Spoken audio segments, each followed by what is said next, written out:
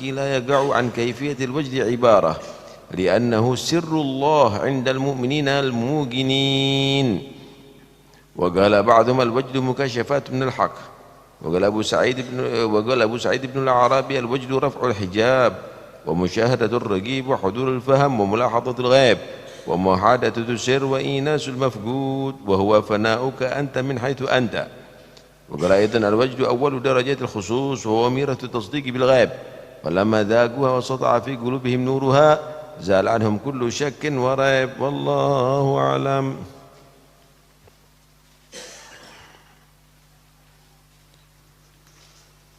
بسم الله والحمد لله والصلاة والسلام على رسول الله سيدنا مولانا محمد بن عبد الله وعلى آله وصحبه ولا حول ولا قوة إلا بالله.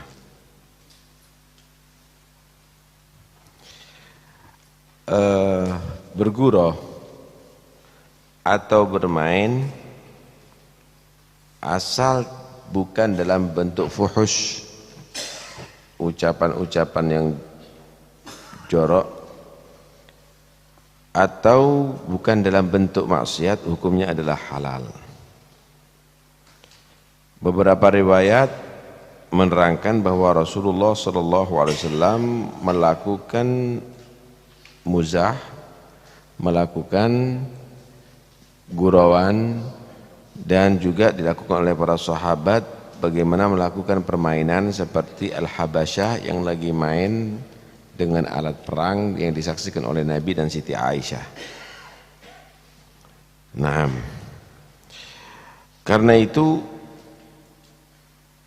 sebenarnya bergurau atau bermain itu adalah satu bentuk menghibur hati dan memperingan daripada kepenatan dan kepayahan pikiran, supaya enggak stres, supaya fresh pikiran tadi itu. Karena al-qulubu idza ukrihat amiyat. Hati itu kalau selalu diforsil, pikiran itu selalu diforsil akan buta. Kalau sudah buta, tuntutannya syahwat nanti. Tuntutannya nanti akhirnya nafsu nantinya.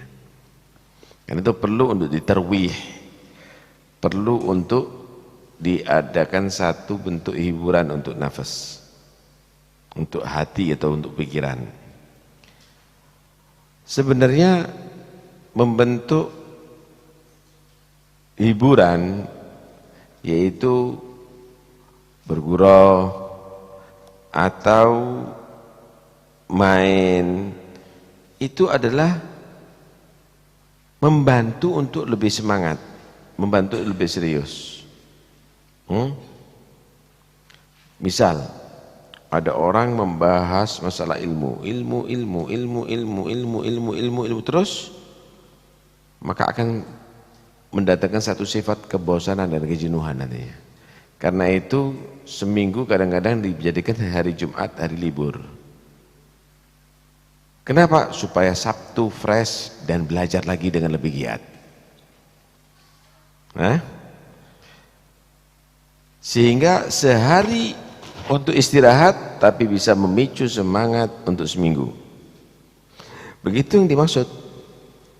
Sholat, mungkin akan terjadi kejenuhan dan bosan. Karena itu di dalam agama juga ada waktu-waktu yang dilarang untuk sholat. Itu adalah bukan karena untuk supaya kita bermalas-malasan, tapi untuk membentuk semangat baru sehingga setelah itu kita akan lebih giat lagi sholatnya, nggak jenuh. Puasa juga begitu, ada hari-hari yang diharamkan untuk puasa. Itu semuanya adalah bukan untuk supaya kita ketinggalan atau meninggalkan amal soleh, tapi justru untuk memicu untuk kita berbuat amal soleh. Naam.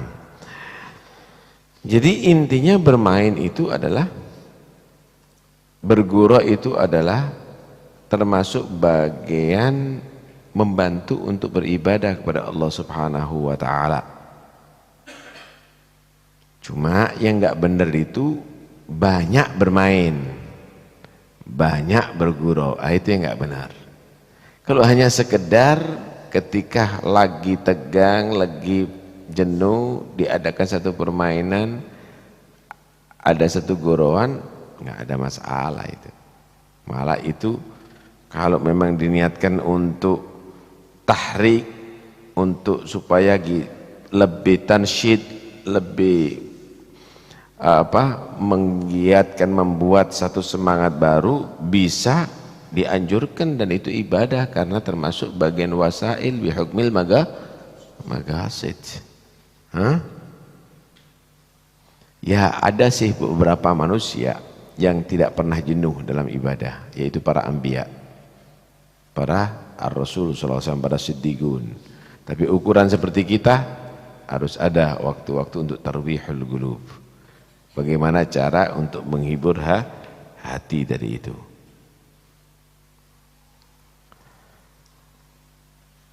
Memang bagi mereka orang-orang yang sudah mencapai kesempurnaan, hal itu adalah sia-sia.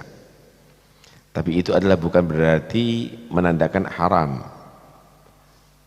Kenapa? Karena itu mimbab hasanatul abrar sayyiatul mugarrabin. Disinilah kita harus paham bahwa sebenarnya permainan-permainan tadi itu ada misalnya ajaran marawis atau yang lainnya, itu satu bentuk tarwihul qulub. Cuma bagusnya mereka itu membuat acara itu tidak kosong daripada zikir, sambil bersolawat kepada Nabi, sambil munajat kepada Allah Subhanahu wa ta'ala. Cuma yang akhir ini melupakan itu solawat, tapi yang lebih meriah adalah tepuk tangannya. Melupakan itu munajat, tapi yang lebih bersih itu rogesnya, zafinnya. Maka itu adalah termasuk bagian sia-sia nantinya. Jadi sebenarnya acara yang sudah dibentuk oleh salaf itu adalah tepat sekali. Dan itu pun masih diselai dengan ibadah kepada Allah Subhanahu wa ta'ala, tagarrub ila Allah Subhanahu wa ta'ala. Nah, begitulah manusia harus mengatur waktu sehingga ibadah tidak pernah menurun, tetapi selalu meningkat dan meningkat. Kapan manusia tadi itu beralasan bahwa ini adalah untuk supaya memfreshkan pikiran? Setelah dia mazah, setelah dia itu bergurau, setelah dia tadi itu bermain, tidak meningkat ibadahnya, berarti mudda'i kadzab, berarti orang itu adalah pembohong. Berarti dia sudah mulai lebih senang dengan abath, dengan perbuatan yang sia-sia. Itu satu kebodohan, saudara, walaupun itu halal. Contoh, kalau ada orang biasa, orang misalnya dia membiasakan menaruh tangannya setiap hari 100 kali misalnya, apakah itu haram? Tidak haram, tapi itu bodoh, nggak ada faedah, nggak ada faedah. Karena itu hati-hati di sini, kita dipermainkan oleh syaitan. Kadang-kadang syaitan membungkus mazah guronya kita adalah untuk tarwihul qalb, menghibur hati, untuk supaya memfreshkan pikiran kita. Tapi ternyata kita digiring untuk menjadi orang yang menghabiskan waktunya untuk bergurau, orang yang menghabiskan waktunya untuk sia-sia, Karena itu Allah menyatakan, afahasibtum annama khalaqnakum abathan wa annakum ilaina la turja'un. Nah, kemudian pembahasan tentang masalah cinta yang sudah bercampur dengan darah dan daging. Hubbul ahibbati fil fuadi khayyam bal jara minni majarid dam. Cinta sudah bersemayam ada di hati, bahkan dalam aliran darah dan dalam saraf-saraf yang ada di daging semuanya. Artinya tidak sampai lepas daripada cinta, cinta kepada Allah, cinta kepada Rasul. Orang yang demikian ini, maka di situ akan menyaksikan, akan mengingat Tuhannya ketika melihat orang yang sudah bercampur dengan cinta kepada Allah. Orang kalau sudah cinta sama Allah, kita lihat akan mengingatkan kita kepada Allah Subhanahu wa ta'ala.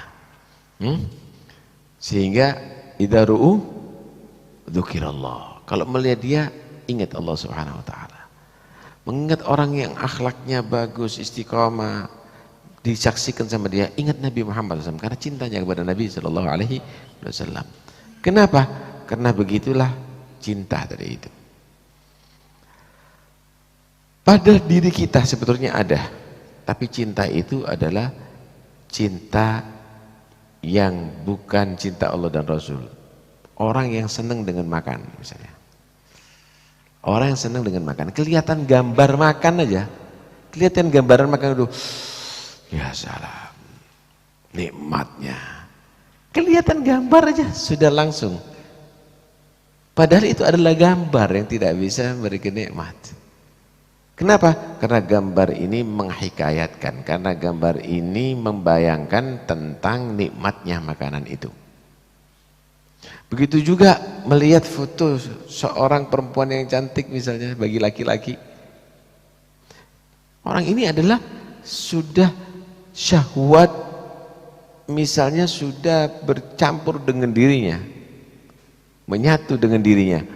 Maka dia akan membayangkan, bahkan kadang-kadang sampai keluar sperma. Begitulah orang ketika sudah cinta kepada Allah dan Rasulnya, menyaksikan makhluk yang ada ini akan menyaksikan kepada Tuhannya, sehingga setiap saatnya dia akan syauq, sangat cinta dan rindu kepada Tuhannya. Cinta Nabi SAW juga begitu. Setiap dia tadi itu mendengarkan azan, ingat Nabi. Setiap dia tadi itu baca Quran, ingat yang diturunkan Quran kepadanya, itu Nabi. Setiap melihat akhlak yang bagus, ingat Nabi. Setiap melihat keindahan, ingat Nabi sallallahu alaihi wasallam. Karena itu, pertanyaannya, apa yang ada pada diri kita? Cinta apa yang ada pada diri kita? Cinta makanan, cinta syahwat. Mana bentuk cinta Nabi? Mana bentuk cinta kepada Allah Subhanahu wa ta'ala? Tahukah Anda gelas yang ada di tangan saya ini? Ini plastik. Tapi Anda melihat gelas ini air. Kenapa? Karena sebetulnya plastik ini adalah menceritakan di dalamnya ada air. Sesungguhnya dalam makhluk Allah ini adalah di situ menghikayatkan bahwa sesungguhnya di dalam makhluk itu, artinya pada makhluk itu ada tanda wujud al-khaliq, tanda gudratal khaliq, tanda ada kekuasaan Allah, tanda ada ketauhidan, keesaan Allah. Dan begitulah juga pada setiap makhluk, di situ ada aslul wujud, aslul wujud wa habibuna Muhammad. Maka setiap dia melihat yang ada di alam ini, dia selalu ingat kepada Nabi Muhammad SAW. Kenapa? Karena Nabi Muhammad adalah aslul wujud, bal ainul wujud.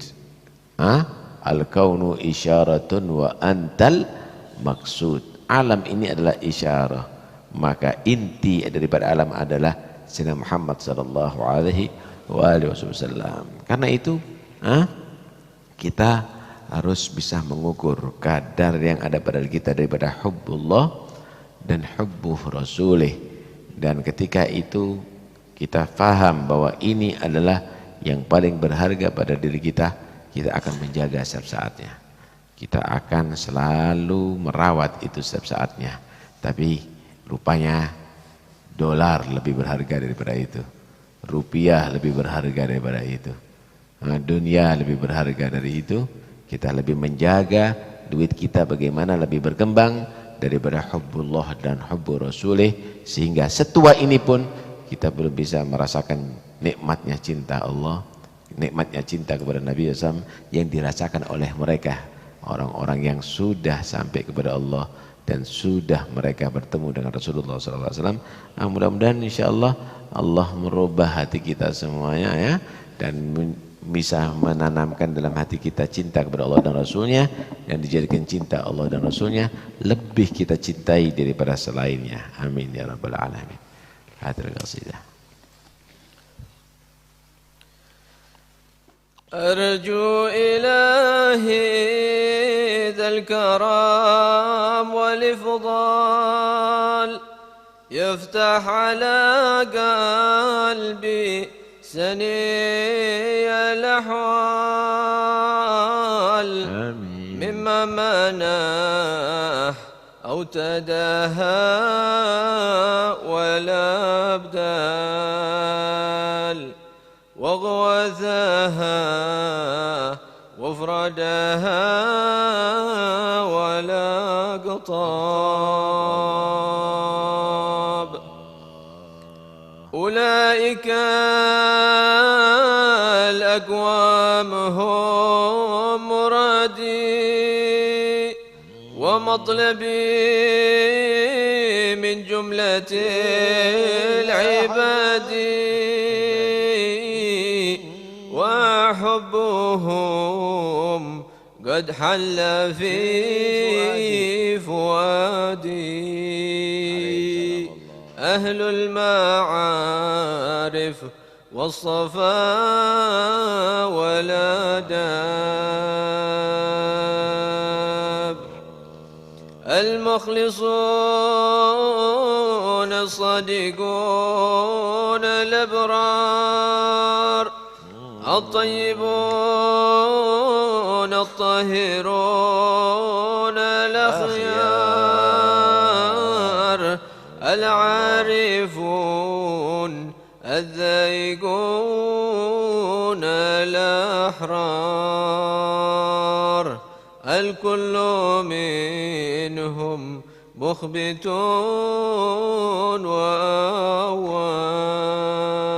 وأواب. يا الله بذره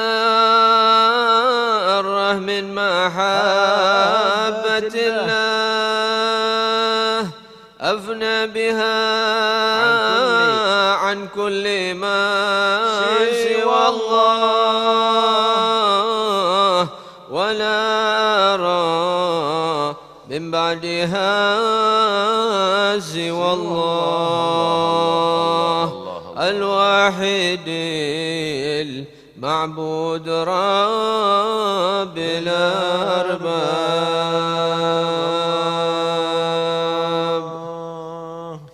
فما أراجي اليوم كشف كربه إلا انصفى لمشرب المحبة، ونلت من ربي رضا وقربه، يكون فيها قطع كل الأسباب. على بساط العلم والعبادة والغيب عندي صار كالشهادة، هذا لعمري منتهى السعادة. سبحان ربي من رجاه ما خاب.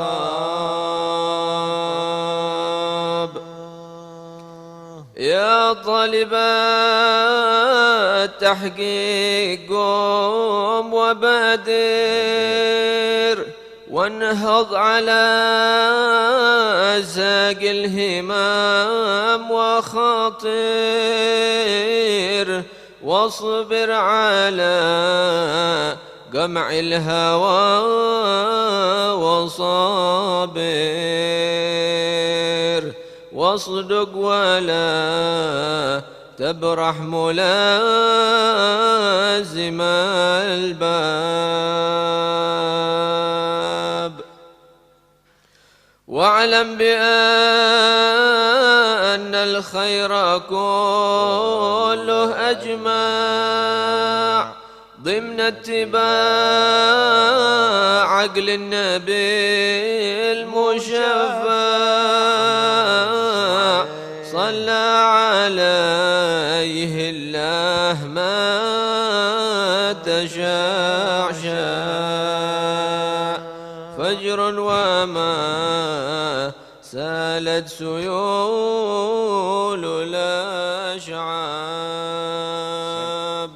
اللهم صل أفضل صلاة على أسعد مخلوقاتك سيدنا محمد وعلى آله وصحبه وسلم عدد معلوماتك ومداد كلماتك كلما ذكرك وذكر الذاكرون وغفل عن ذكرك وذكره الغافلون. اللهم صل أفضل صلاة على أسعد مخلوقاتك سيدنا محمد وعلى آله وصحبه وسلم عدد معلوماتك ومداد كلماتك كلما ذكرك وذكر الذاكرون وغفل عن ذكرك وذكره الغافلون. اللهم صل أفضل صلاة على أسعد مخلوقاتك سيدنا محمد على آله وصحبه وسلم عدد معلوماتك ومداد كلماتك كلما ذكرك وذكره الذاكرون وغفل عن ذكرك وذكر.